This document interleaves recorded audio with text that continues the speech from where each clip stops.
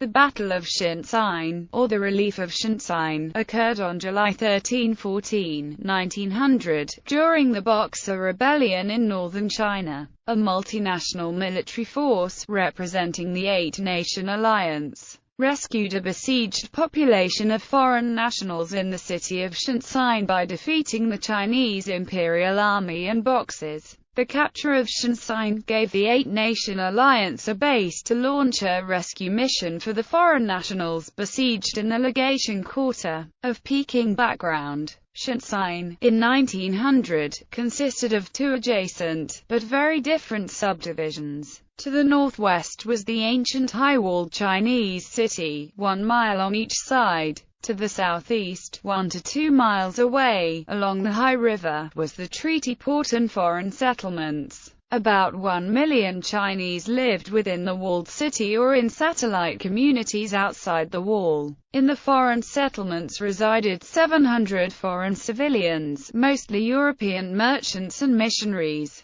along with tens of thousands of Chinese servants, employees, and businessmen. Among the civilians living in the foreign settlement were Herbert Hoover, a future President of the United States, and his wife Lou Henry Hoover. A low mud wall, less than 10 feet tall, surrounded at a distance of several hundred yards both higher walls of the old city and the foreign settlements. In early June 1900, in response to the growing threat of the Boxers, a militant, anti-foreign and anti-Christian peasant movement, 6 countries with interests in China sent 2,400 troops to Tientsin to guard the foreign settlements. Another 2,000 were with Admiral Seymour along the railway line between Tientsin and Peking, attempting to march to Peking to protect the foreign community there. The Allied military force was composed of soldiers, sailors, and marines from Great Britain, the United States, Japan, France, Russia and Germany. Italy and Austria-Hungary were members of the Eight-Nation Alliance but had only a few soldiers in China. With so many nationalities among the Allied force, no overall commander was appointed. Leadership was collective. The siege. Thousands of Boxers from the countryside converged upon Tientsin on June 15. They rampaged through the walled city, destroying Christian churches and killing Chinese Christians. On June 16, a mob of partially armed Boxers advanced on the foreign settlement. They were driven off with heavy casualties by volleys of fire from the defenders. The Chinese army near Tientsin stood by and awaited orders from Peking to either support the Boxers or protect the foreigners. As a result of the June 17 attack by the foreign armies on the Dag forts, the Qing government of China took the side of the Boxers and ordered the army to attack the foreign settlements. The Chinese began bombarding the foreign settlement with artillery on June 17.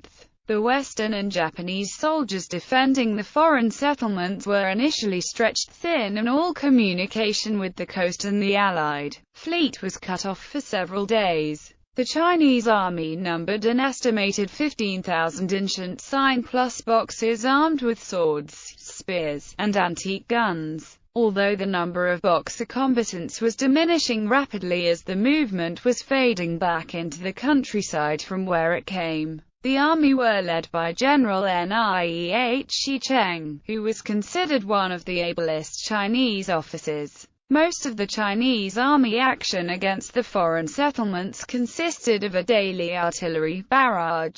The army fired an estimated 60,000 artillery shells at the foreign settlements. However, most of the shells failed to explode on impact due to inefficiency and corruption in the Chinese ammunition factories and did less damage than might otherwise have been expected. On June 21, 131 U.S. Marines and 400 Russians made a desperate attempt to reinforce Tientsin by following the railway from the coast to the city. Only 2 miles from the city they were ambushed by the Chinese and forced to retire, the Americans losing 3 killed and 13 wounded. Additional Western soldiers were unloaded from ships offshore and rushed up the railroad to Tientsin. 5,000 reinforcements reached Tientsin on June 23 to augment the hard-pressed soldiers and civilians defending the foreign settlements. Their arrival caused the Chinese to withdraw from their position on the east, which enabled the besieged to establish a tenuous line of communication and supply along the railroad to the coast, 30 miles away. The Chinese army continued to besiege three sides of the Tientsin foreign settlements. On June 26, a force of 2,000 sallied from the settlements and rescued Admiral Seymour and his 2,000 men who were surrounded 6 miles out of the city. With Seymour's men, they returned to the settlements without opposition. Most of Seymour's force of sailors returned to their ships, reinforced, and with their supply line to the coast secured. The coalition of Allied soldiers in the foreign settlement began planning an assault on the walled city of Tientsin to defeat the Chinese army and open the road to Peking and the relief of the siege of the international legations. The battle. The Allies had underestimated the capability of the Chinese forces at the beginning of the siege, thinking that foreign troops could easily brush aside Chinese forces. They turned out to be wrong in the face of fierce Chinese resistance. On July 13, the Allied force to assault the walled city of Tientsin consisted of about 6,900 soldiers, 2,500 Russians, 2,000 Japanese, 900 Americans, 800 British, 600 French, and 100 Germans and Austrians. The challenge was substantial. The walls of Tientsin were 20 feet high and 16 feet thick. The Chinese had about 12,000 soldiers within the city or in nearby forts. They were armed with both artillery, machine guns, and modern rifles. To reach the city wall, the Allied troops would have to cross more than a mile of flat, unwooded terrain, dotted with farmhouses and swamps, and crossed by canals and causeways. An American soldier surveying the scene said that, had a formidable enemy defended the Chinese position, the attacking column would have been annihilated. The plan of the Allies was to storm the city on two sides. British, American, Japanese and French troops would attack the south gate. Russian and German troops would attack the east gate. Herbert Hoover, who was based in the city as a mining engineer, agreed to guide the Allied forces through the local terrain. Early in the morning of the 13th of June, Hoover, with the U.S. Marines, guided the three columns of British, American, Japanese and French troops to the approaches to the south gate.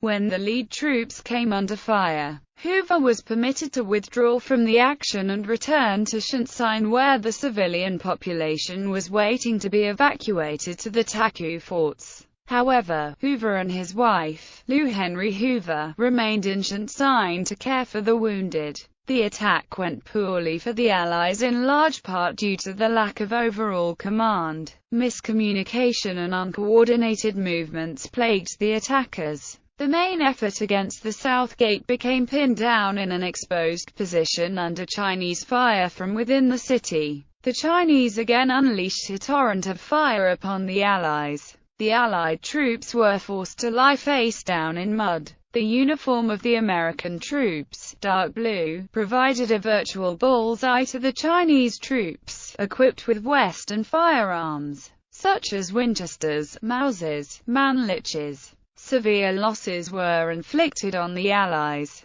Captain David Beatty noted the British forces took cover in an entirely exposed location. Similarly, some men of the 9th U.S. Infantry Regiment were exposed to Chinese fire, and Colonel Emerson H. Liscombe of the regiment was mortally wounded. His dying words were, "Keep up the fire." The Allied troops were held down in the mud by the constant Chinese fire. Herbert Hoover led American Marines to assist the Royal Welsh Fusiliers, and they hit a swamp where Chinese guns murderously targeted him. The Chinese kept the guns firing for over 5 hours, until nightfall. Bullets were described as hail, and guns provided a death tattoo. The Japanese General Fukushima Yasumiza, who had fought against Chinese previously, warned Allied Commander Dawood that Chinese forces would fight to the death if trapped, but if they left an escape route of two gates open, the Chinese would retreat. Eventually the attacks were called off. The Japanese soldiers attempted to blast away the south gate, but the defenders continued to simply cut or extinguish the fuses. Finally, at 3 a.m. the following morning, the Japanese army met with success. A soldier volunteered to brave enemy fire and light a short fuse. The soldier was killed in the explosion, but the gate was open.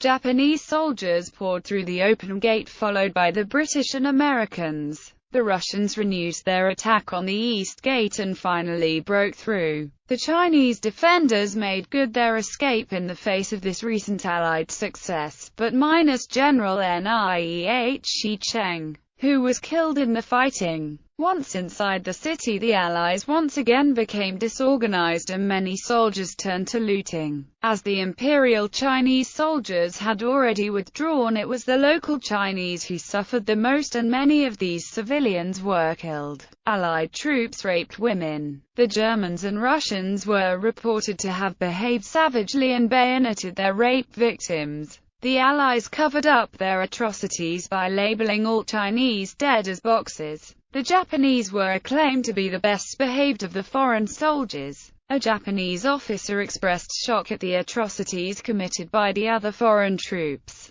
After General Nie was killed and Generals Ma and Song retreated, only Dongfu Zhang remained with his Muslim troops to contest the advance of the foreign army from Tientsin to Peking. Casualties. For the Eight-Nation Alliance, Tientsin was the bloodiest battle of the Boxer Rebellion. 250 soldiers of the Allied armies were killed and about 500 wounded. The Japanese lost 320 killed and wounded, the Russians and Germans 140 killed and wounded, the Americans 25 killed and 98 wounded, the British 17 killed and 87 wounded, and the French 13 killed and 50 wounded.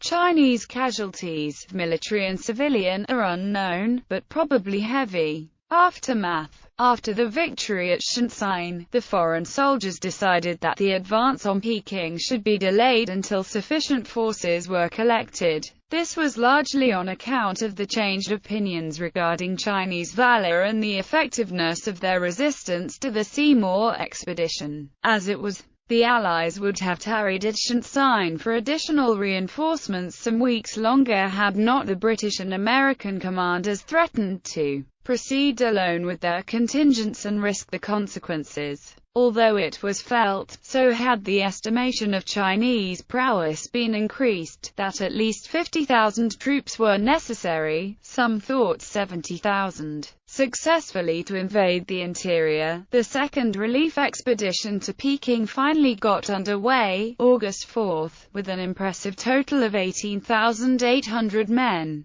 This number included 8,000 Japanese, 3,000 British, 4,500 Russians, 2,500 Americans, and 800 French.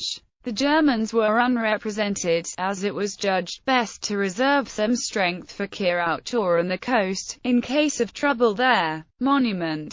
In the Nankai district of Tianjin in present-day China, a Nie Cheng Martyrs Monument is located in the area to General Nie Cheng, who died in battle at the Battle of Tientsin.